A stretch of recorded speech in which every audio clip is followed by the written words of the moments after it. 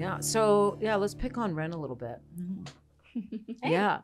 Yeah. So where are you with your eyeliner work, Ren? Yeah. I had a very long year. You didn't know I was going to ask you that. I saw it coming. I just You didn't know do it was going to suck. be today. Yeah. No, you don't suck at eyeliner. Well, I don't know. Yeah. It's been a minute since you've done one. So if anybody wants to be my fourth model, I need to get back on Yeah, eyeliner. no, you did have a tough year. You were doing, just so people know, you were doing full-time at NEMA, which is like medical esthetician, aesthetic school, which is intense, and being here.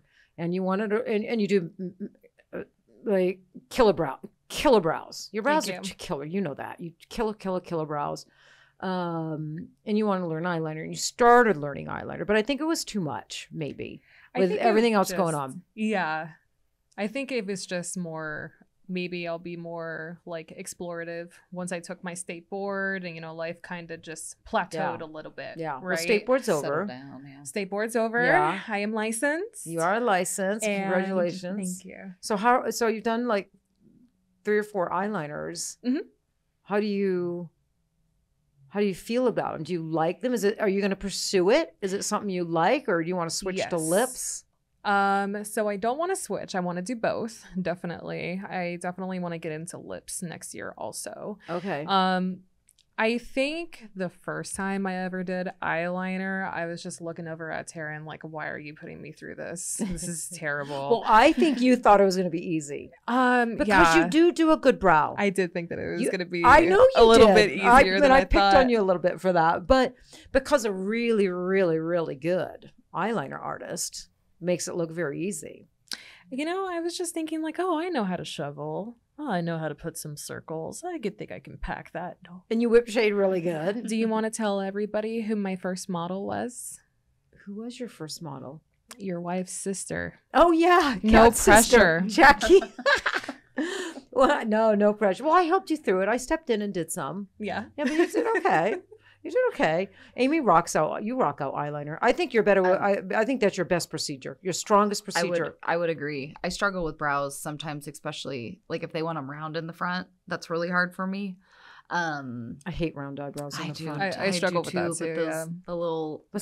The mature ladies, they love their front. They want round. Yeah, they want round. They don't want these squared off ombre, Instagram, looking or youthful looking brows. They want round. Yeah, and we have to do it, even though we don't really want to love it, but it does look good on them. Admit it does. It does. It does. It's up suits to us them. to make sure that even if it's not something we agree with, we kind of make it with our own touch. Yeah. Yes. And we make sure that it still looks good. Yeah, it's not even about agreeing. I mean, try putting an Instagram brow on a 75-year-old lady.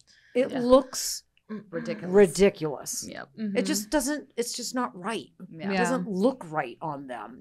Like that super structured brow just with doesn't. The super fine tip. Yeah, it doesn't look right on them. They do look better. They look prettier and more attractive and much more suited in a brow that is a little bit thinner, typically rounder bulb. Yeah. They like a rounder arch. Yes. Yeah.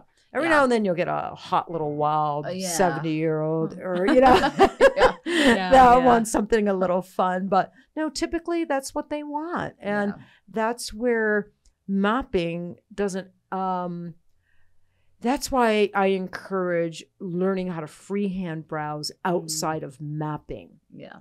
Yeah, thank God you forced me to do that in the beginning.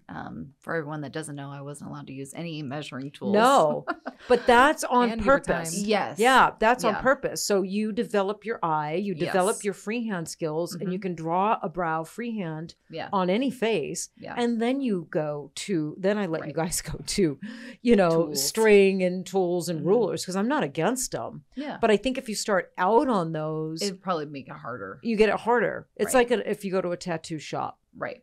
I mean, they want to make sure you got to bring your portfolio. They'll sit down and say, hey, sketch me a rose, sketch me this, sketch me that. Yeah. They want to make sure you can sketch. Right. And and that you're not 100% reliant on just stencil designs. Yep.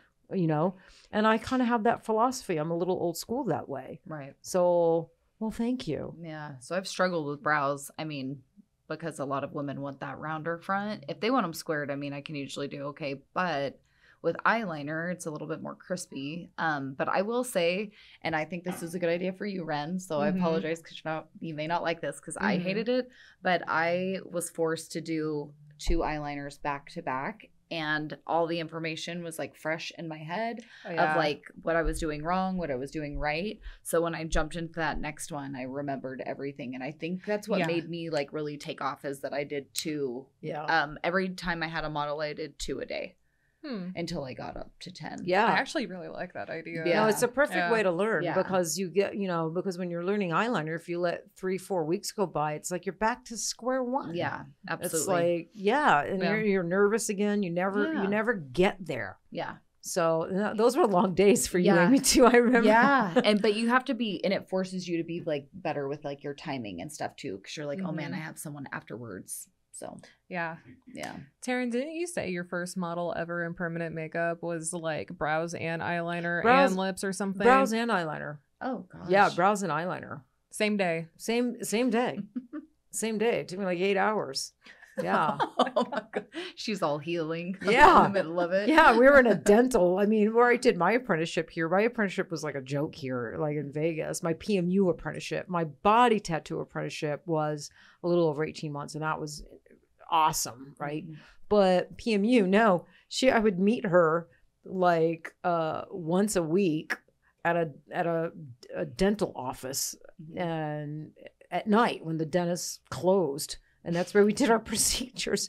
Yeah, but about 3 months into it, man, I was like, man, once a week ain't cutting it. I'm like, not getting this shit. I need more. Yeah. Yeah. And her and I got in kind of a big old fight. And I'm like, I'm not paying my balance. I can't. I'm not learning anything one day a week. Yeah. And so then she let me start coming in on Saturdays and just watching her work, which was helpful. But yeah, and I graduated that apprenticeship, and I had to go right down to California and do another apprenticeship in PMU.